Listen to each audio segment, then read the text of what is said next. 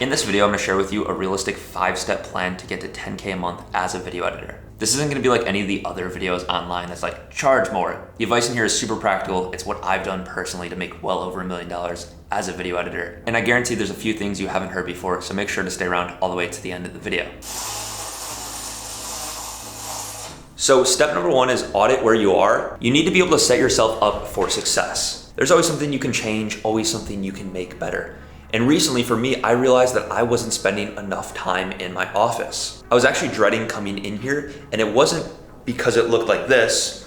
It was actually because it looked quite the opposite. I didn't want to come in here because it was cluttered. It wasn't an inspiring environment. For me, some simple things I did was just have a clear desk. The only thing I have on my desk is a coffee, keyboard, mouse, my mic stand, my monitor, the light that I use to record, and then my MacBook and iPad right there that mount to this computer.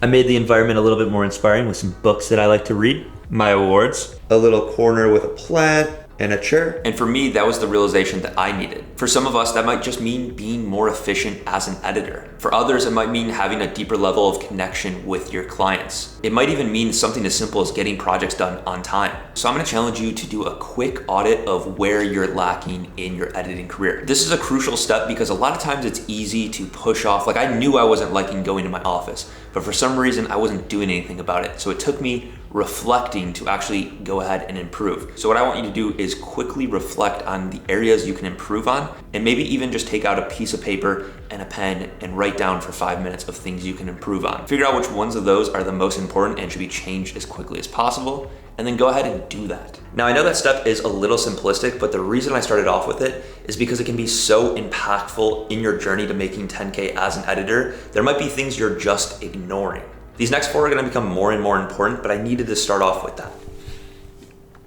You know when you go to record something and you record the whole entire time without actually clicking record? Yeah, I just did that. Step number 2 is creating content for yourself. Now, this might sound a little bit backwards as an editor, but all real successful editors that I've seen make $10,000 a month consistently all create content for themselves. It allows you to build an audience of potential clients and an audience of people that you can eventually sell something to. And we'll speak about that a little later on in this video. Creating content for myself is how I've been able to work with companies like Adobe and Netflix. It's because the content that I've created actually worked as an outreach mechanism. See, I didn't reach out to Adobe or Netflix, but they were able to find me through my edits, through my content. And because of the content you're creating and the personal brand and audience you're building, you're able to leverage that to charge more. Some brands I've worked with, I've been able to charge upwards of $5,000 for just a few pieces of short form content because of the content I've created, the audience I've built. And if they wanted just an editor to go and edit some videos, they probably would have gone overseas and paid maybe a few $100. I've said this before and I'll continue saying it, building a personal brand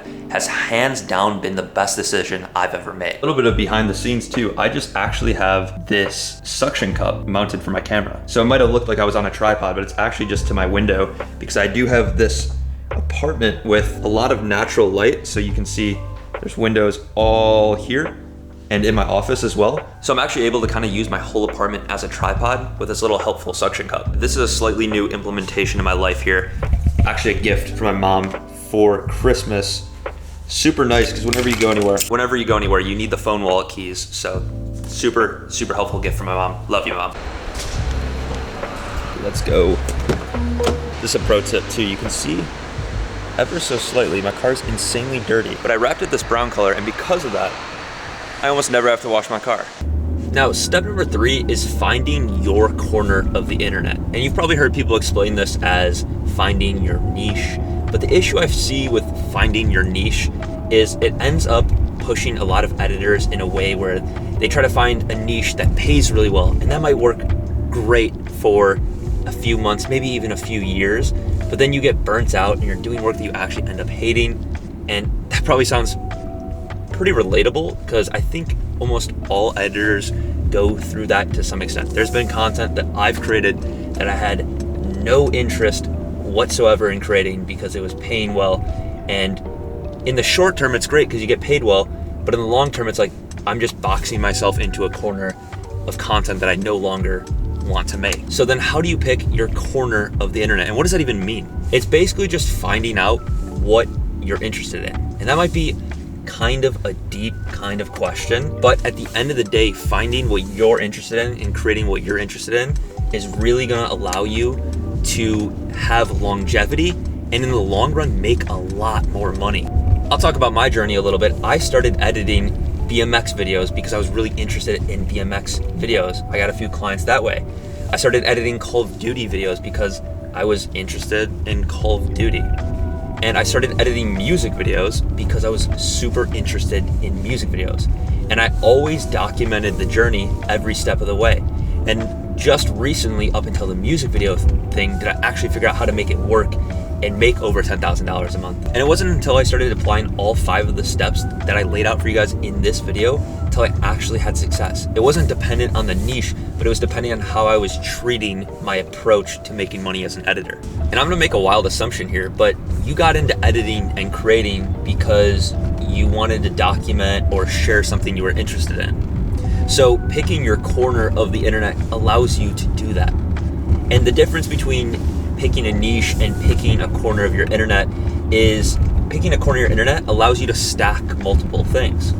So I'm interested in music videos and going to the gym and self-improvement and driving my car and going on walks and a bunch of different things. And I want to share a lot more of my authentic version of myself because I realized the time where creating content for myself felt the most effortless was when I was incorporating a lot of these vlogs and showing other elements of my life. So picking a niche is like you molding into something, whereas picking your corner of the internet is saying, hey, I like these things, I'm just gonna talk about it and post about it, and hopefully people will come. And that's the thing too, a lot of people are like, oh, I don't wanna share that element because I don't know if there's people that would like that. There's like 7 billion people on this planet. Chances are, if you're interested in one thing, you're probably going to relate to other people that are interested in that thing and other topics as well.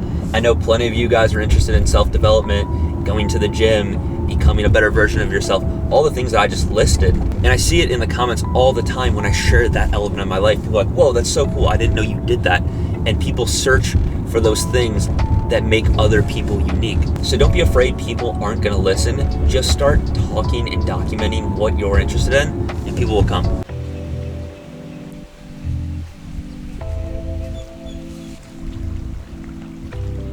So came to this park here in Tampa. Down over here is where I just came from, downtown Tampa. This is like, I think it's called Ballast Point. It's this point where you can see all of downtown Tampa. Has some cool water. Just like to come here sometimes and chill. So let's go find a chair and show you guys what step 4 is.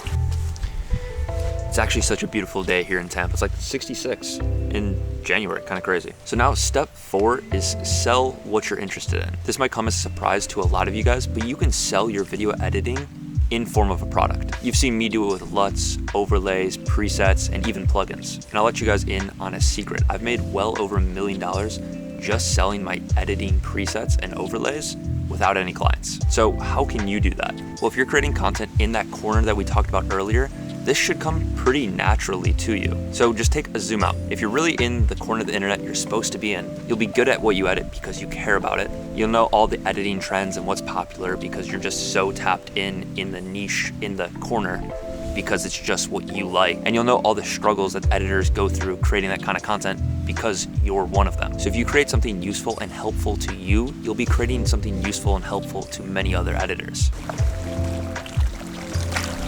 This spot just came open, so I had to go snag it real quick. This is the most sought after spot in the park.